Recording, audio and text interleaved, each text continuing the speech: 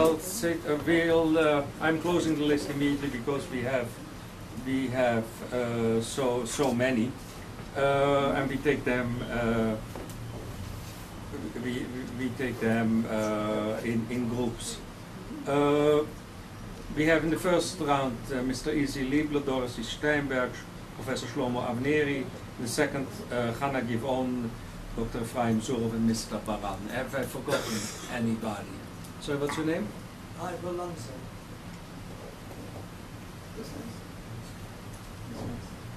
The first one is Mr. Liebler. Okay, but I'm now Dr. Sarah Kadosh, but I'm now really closing. That's the third one. Sorry, before that, look, just a sec. We have a lot of important material on our website, on Poland, on Jedwabne, on the Catholic Church, written in on their behavior to Holocaust and restitution issues. Just to mention a few of these things, some works by Dr. Lawrence Weinbaum, some other works by Dr. Ephraim Zurov, and a few others. And there is certainly much you can find on the Post-Holocaust and Anti-Semitism website. So we start with Izzy Liebler. Thank you for a fascinating insight. I want to ask you two questions. First of all, we hear very little of any representative Jewish community, spokesman, or people speaking on behalf of the Jewish community. If you look at all of European Jewry, very few of them are really articulate, except perhaps the Germans who have been most effective. But in Poland we have very, very little, and if they do speak up, we hardly know of them. And I must say, of the representation I've seen of the so-called community, they've not been over-impressive, not until the last few years. What is the structure? Are you, in a sense, doing this sort of work? And don't you think that you could be much more effective with your overall objectives if you had a spokesman speaking to the world in the name of a Jewish community and in the name of 3.5 million Jews who are there before? And the second question, which you didn't go into, you touched on it lightly, it's such a complex community. Give us a little bit of an insight what you're doing with mixed marriages, conversions, and the general problem of how you bring in, who you bring in, and how. And are there controversies and are there divisions over this, and has it been handled?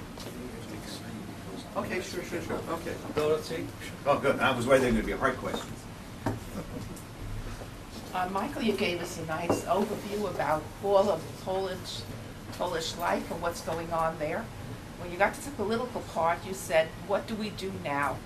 But you didn't mention anything about Aliyah, about working with younger generation who are Jewish halakhically, which you said they are, about getting some of these Polish Jewish people out of Poland, where anti-Semitism is rearing its head again, and getting them into Israel. So, last one, Shlomo. Thank you, Rabbi. Just you should know, I'm coming from Bielsko-Biała, and I'm involved in the cemetery restoration business there, so I'm not totally a stranger to the issue. I have one historical issue and a question, one political one. The historical one is, you mentioned very movingly some individual stories of people who didn't know that they were Jewish, etc. There seems to have been another group of people who stayed in Poland, and those were the Jewish Polish communists, who stayed in Poland out of ideology, and they knew they were Jewish, most of them had Jewish names, and everybody knew that they were Jewish. You know, the Adam Michniks, etc., or their parents, rather, Jan Gross's parents. So the question is, how do their children respond? It's not an issue of not knowing, but being involved in a different attitude to the Jewish history and identity. On the political issue, I listened to you very carefully, and I think you're right in suggesting a very careful response and not playing into the hands of the most extreme anti-Semites by always pointing out the negative issues. However, how do we empower those who are the good guys, and should we empower them, or not leave this internal issue to the Poles? This government is going the wrong way. Sooner or later there will be some sort of political explosion. Wouldn't it be more astute not to get involved in this inner Polish debate? Because if this government in the end loses, and it probably will lose in one way or another, we shouldn't be in the forefront, because then it's very easy, once again, like Narutovich and other issues of the dark Polish part, of course it's the Jews who brought down the government. They're supposed to do it, and do it in their way and in their time. Would you like to comment on this? Okay. Answering these three questions. It's like when I was worried, I thought they would be hard questions. Okay. As Pirkei Avot says, I will attempt to do Rishon, Acharon, Acharon. Effective spokesman, I would even say effective leadership. It's very challenging. And I take the question to be a tremendous sign of success. Because if I stood here 10 years ago, the question would have been, but there are no Jews in Poland. Now, we're already not effective spokespeople, and we're bad leaders. This is a tremendous success. We're at a much higher level. Okay, that was very cute. Now what do we do about it? 3 months ago, we hired a young woman, 35 years old, Jewish, coming out of public relations work to work for the Jewish community. 3 months ago. So, it's great, because so often you can say, we're planning on doing something. It's not like we did it 3 months ago. It will take time. It will take time to get the communal leadership to a level where they can be effective in speaking to the government. It is something that, it is a responsibility that has also fallen upon myself.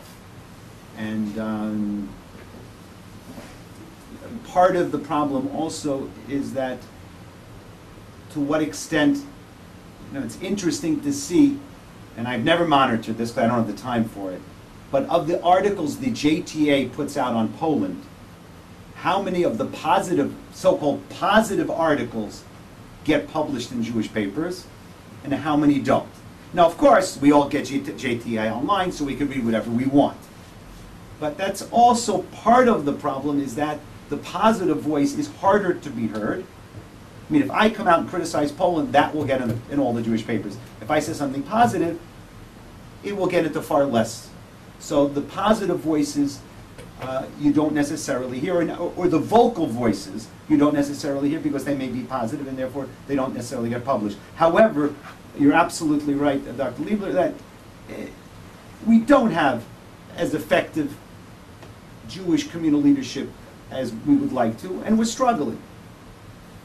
And that I'll jump to another question in a moment, but and I also would say that, and I'm also very careful and trying to make everyone in the community sensitive to the fact we bear responsibility to perpetuate the memory of the 3.5 million Polish Jews.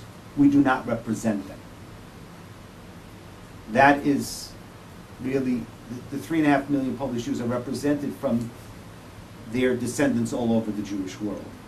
And therefore I try to be we just had very interesting, okay, I don't want to talk too long because it's, Lublin. The city of Lublin came up with this brilliantly idiotic idea that they want to move the monument to the Jews of Lublin, which has no special reason why it's there. It was across from the city hall. It was like it's a whole architectural thing, but it wasn't like this was the site of mass execution or this was the site where the Jews were sent to Majdanek. No, it just was a place chosen in 1963. And now the city wants to move it. And the city went to the local Jewish community of Lublin, which is very small, and they said, oh, okay. And now the Landsmannschaft group in the States is very upset, rightfully so. And I sat with my guys on Friday, and I said, listen, when that happens, the first thing we do is you call the Landsmannschaft group. And if you don't know where they are, look for them. In Israel and the States, perhaps you have to look in Australia also. And you have to talk to them. They have the first word. Not the only word, and perhaps not even necessarily the last word. But they have a very important input. And so it's part of the, it's not even a question that they don't want to do it. It's, one of the things that communism did effectively was to destroy grassroots organization. Okay, that's to the first question. The second one is on the complex situation that I didn't touch upon, mixed marriages and intermarriage. Again, from one of my less PC statements, is that the good news is intermarriage is down to 97%. No, because When you didn't want to be Jewish, it was really dumb to marry a Jew. Right? If you no longer wanted to be Jewish, one of the dumbest things you could do is marry another Jew. So not only there was no disincentive to intermarry, there was every incentive to marry another Jew. Not that to marry, sorry, a non-Jew. So basically it's absolutely normal. And to try, of all the things that teach about Yiddishkeit, you think teaching kashrut and Shabbat is hard, not intermarrying is probably the hardest thing to teach. So we deal with it, and they know about it. And I don't perform intermarriages, I won't go to intermarriages, but if somebody intermarries today, we still accept them. And certainly, and we've had cases where people intermarried when they didn't know they were Jewish. And there, I'm very welcoming, even of the non-Jewish spouse, because they're supporting their Jewish spouse to want to be Jewish, and I'm going to be against them. Now, I know that there are halachic problems, and many rabbis wouldn't agree with me. And I'm not saying that I'm right. I can't do it. I can't be against the non-Jewish wife who supports her husband being Jewish after they were married for 15 years and he discovered 3 years ago that he's Jewish. It's not in me. So I'm not a good rabbi. In terms of conversion, that is an option because we have, unlike most of the Jewish world, most of our conversions are Zerei Yisrael, or people coming from their father's side, or unprovable from their mother's side, or all kinds of weird stories, including a young woman whose mother says she was adopted and her biological mother was Jewish. This is all post-war, but there's no proof to it. And the mother forgot to tell the daughter till she was 16 that she's Jewish, and then forgot to tell her that actually it was a whole adopted story, she's not really sure. So the girl is now 26 and thinks she's absolutely Jewish. It's complicated. Conversion is conversion is something that is exceedingly simple in halacha. It's complicated by rabbis. And it's I would say nothing less than a travesty and a violation of halacha what is going on today worldwide with conversion. I'm not for lowering the standards of conversion. I'm just for doing for what the halacha says and not to make political games out of it. And I'm not going to say anything more on that topic. I am working now with the European Beit Din to come to Poland and to do the conversions together. I could do them myself. But I feel that in the long term that there will be a far more effective and the right way to go for the community to work with the major European Beit Din. Aliyah. So my great excuse is that I couldn't touch on everything. So thank you for the question. If someone comes to me and says, Rabbi, where is a Jew supposed to live? I have an easy job. You open up Torah, you read Lech Lecha Mi'artzecha, and that's the answer. I mean, I know that within halacha there's an argument whether or not it's obligatory to live in the state of Israel or whether or not it's voluntary, but it's clearly a mitzvah. There is no mitzvah not to live in Warsaw, not to live in New York, or in Paris, certainly not Paris.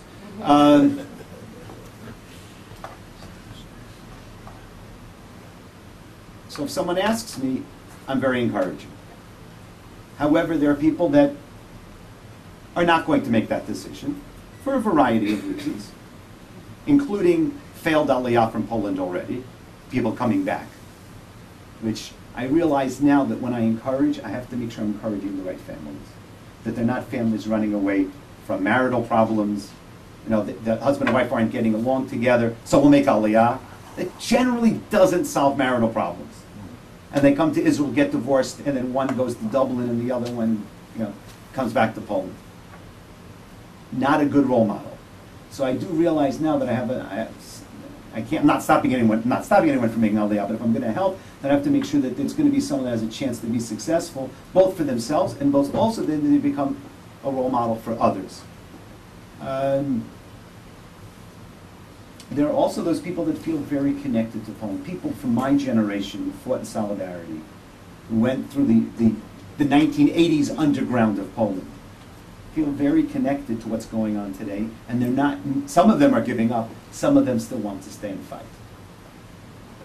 The other thing with Aliyah, which is something I don't want to go into in great detail, is that in a country where documents were destroyed, and today you need documents to prove that you were Jewish, and where the letter from the chief rabbi of the country is not sufficient, unlike the United States. A letter from your rabbi saying you're Jewish is sufficient. From Poland, it's not yet. We're working on it. It's not a sufficient document. It sometimes can be impossible for a person to make Aliyah, to the extent where they actually wanted to convert, then of course then conversions weren't accepted. You know, I can tell you horror stories later, but it's not Chaval Azman. Yes, the communists, the children of communists, more or less often knew they were Jewish, and I kind of hinted at it before, where I said that there were those that grew up, they knew they were Jewish, but they didn't know anything about it. So, and those people who first started, those who I met in '79 were all children of communists. Some of them didn't know from their youngest childhood, but by the time they were teenagers, kind of knew. But they also knew that it's something that you didn't talk about, really. Also, a lot of those communists left in '68, or their children left in '68, and they're now 85 years old, and their children are in Sweden, or in Denmark, and some here. So, it's interesting to watch the difference, let's say, in acculturation and becoming Jewish between those who didn't know at all and those who had some sense. I'm reluctant. There has to be a difference. I haven't thought about it long enough and serious enough to be able to give an intelligent answer, so I'm not going to answer in terms of their acculturation becoming Jewish, how it's different.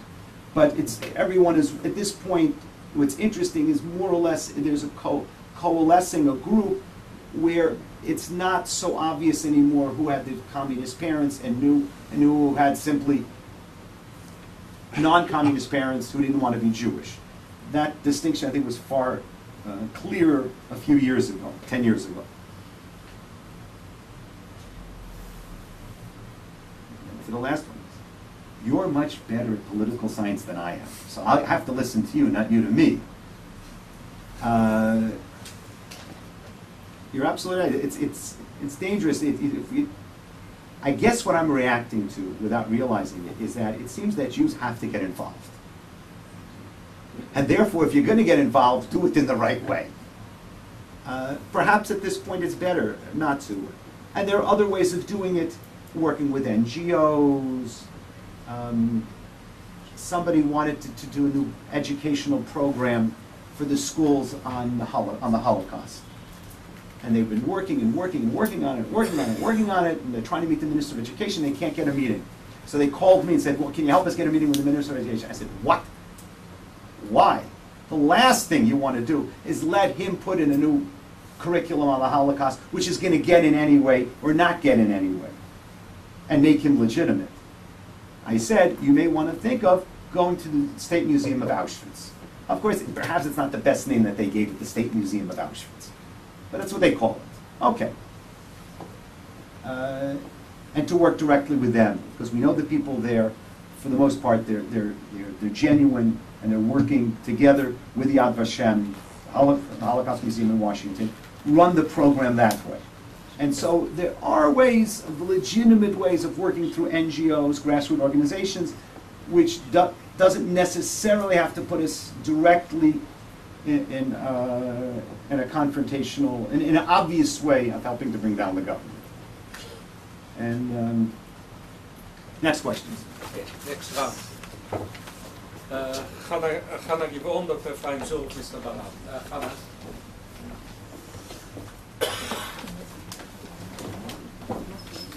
Rabbi, thank you very much. This was enlightening.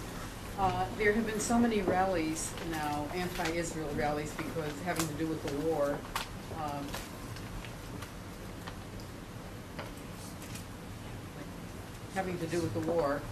And I just, all over the world, and I wondered if you would comment on the present situation because of the war here, if the Jewish community feels strong enough to say anything, if there are any anti-Jewish rallies, etc. And I had one other question, which is kind of personal to you. Do you feel comfortable living in Poland? Have you felt threatened at all? Fine.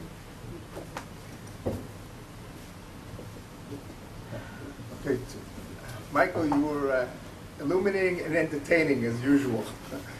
Two matters, Yeah, but not necessarily correct. and not in that order either. In any event, one that I found very interesting is that you neglected to mention the state of Israel. The role of the state of Israel, the role, for example, now of Ambassador Peleg and his decision, or the decision of the foreign ministry, to boycott the Minister of Education. So if you could possibly say a few words about Israel's role and the role of competing, in quotation marks, Jewish organizations and what they've been able or not able to achieve in Poland. What do you mean by competing organizations? In other words, listen, as you are well aware, there are various Jewish organizations which are active in Poland, and they don't necessarily see eye to eye about how to go about doing things, and how to achieve their programs. And I'd be curious to hear your take on who's been more successful and why they've been more successful. That's one issue. A second issue is a question that I think is very common in Eastern Europe. What we're seeing is that across the board, the governments of the new EU members and the NATO members have adopted the interest in the Holocaust, and are basically, they've adopted, many of them have chosen a day of Memorial Day for the Holocaust victims. There's a lot of lip service being given to issues relating to the Holocaust. My question to you is, what has been trickling down? What has been the deeper impact, if any, in Poland, and especially in terms of the issue of Poles confronting the complicity of Poles in the crimes of the Shoah? In other words, Poland is obviously not a country like Lithuania, where the Lithuanians were actively incorporated into the mass murder, but individual Poles were involved in many different levels. So a couple of words about the country, which sees itself as a country of victims as opposed to a country of perpetrators. Mr. Baran? Mike is coming.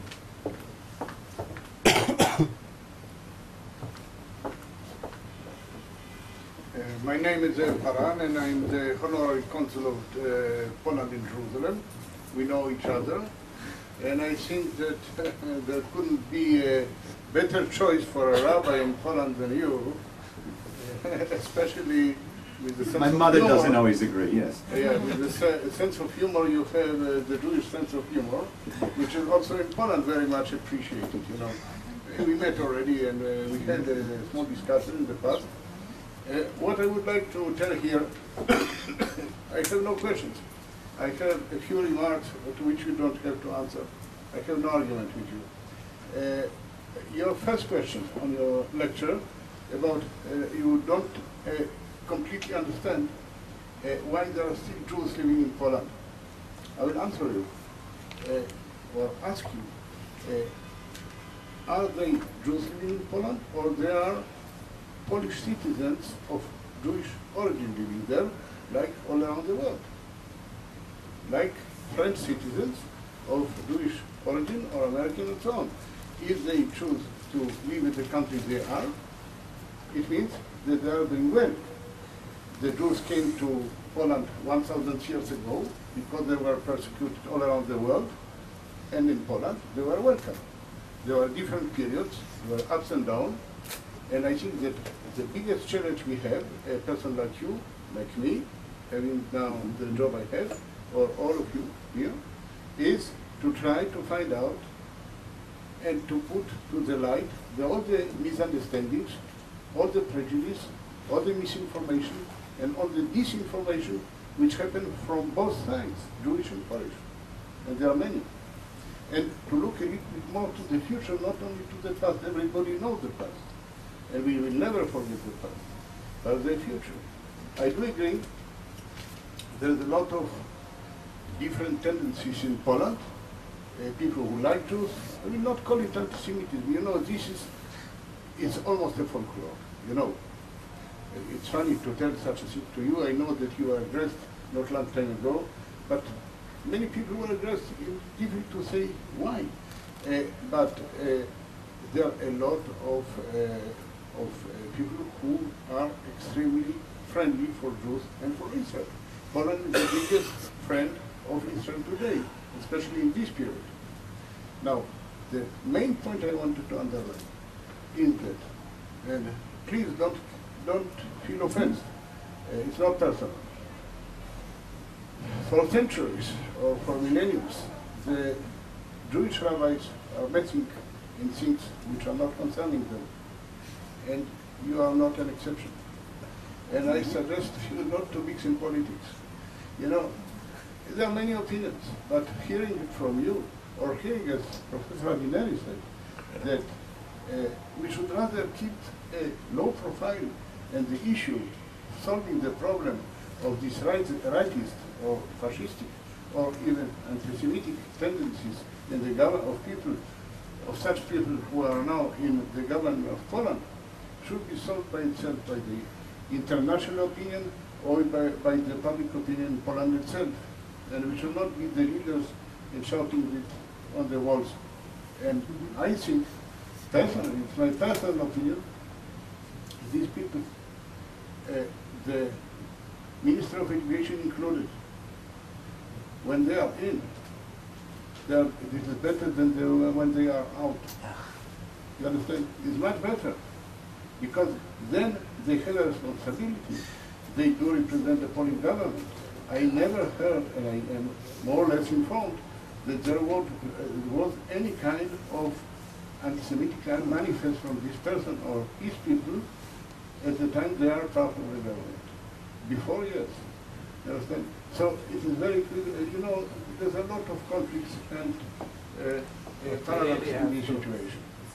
Thank you very much.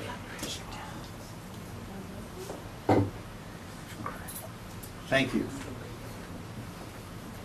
So, there was, I know of one anti-Israeli rally that took place in Warsaw. About, I think, 200 people attended, mostly Arabs, which was very interesting. Or mostly non-Poles. I don't know if they were Arabs or Muslims. I didn't attend, although I would have happily gone there to see what it looked like. I heard about it afterwards. Interesting, they did not get that many Poles to come, probably because they didn't advertise it correctly. They could have found. I left Poland on Sunday, and I was talking with someone from the embassy before I left on Sunday about organizing a pro-Israeli rally outside of the embassy sometime in the next few days. My only concern was purely tactical. One is a lot of people away on vacation, and number two, I'm out of town, and when I'm around, I could schlep more people. And we were concerned that we can't have a pro-Israeli rally with 10 people. But they were talking about expanding it out to all their, to the larger Polish community, the non-Jewish community, which is really people that have to be there. And I said, go for it. We'll support you 100%, and let me know, and I will get as many of our guys out as possible. We did that for the first time during the second Intifada, and it was very interesting because the young people then were confronted with the issue if they're seen on television as being there as identified as being Jews, and the impact not only will have it on them, but we have cases where the parents are still in hiding, and the parents are pressuring the children not to do something publicly Jewish. So, and it's, ad kedei kach that there was a young lady who had her bat mitzvah a few years ago, whose grandfather was the president, I guess it's called the president of the Senate, was the head of the Polish Senate. And his wife is Jewish, he isn't. But he really didn't want too many people to know that his granddaughter was having a bat mitzvah. And the daughter had pressure both from her mother and the in-laws not to let it happen, and she did it anyway. So you can't imagine the complexities and the pressures. Personal safety. I feel perfectly safe. Call me crazy.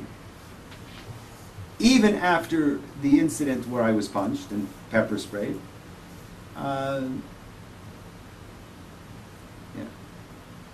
It was horrible that it happened. I didn't enjoy it. I don't look forward to happening it again. I hope it won't happen again. But I just don't feel fearful. That was at 12:30 in the afternoon. I've been through Polish train stations since then at midnight and at 2 in the morning because I had to catch a night train, which I wasn't thrilled about. But figured, let's see what happens. A little, I want to do some field research on sociology. Just hope it didn't turn into biology. And it didn't. So I don't feel. State of Israel. Thank you, Effie, and so thank you, Mrs. Steinberg, because there's no way of you knowing this for sure, but I really make that usually an important part of what I talk about is the importance of the state of Israel being in Poland, the very strong relations, and I skipped it today, which is not something I shouldn't have done.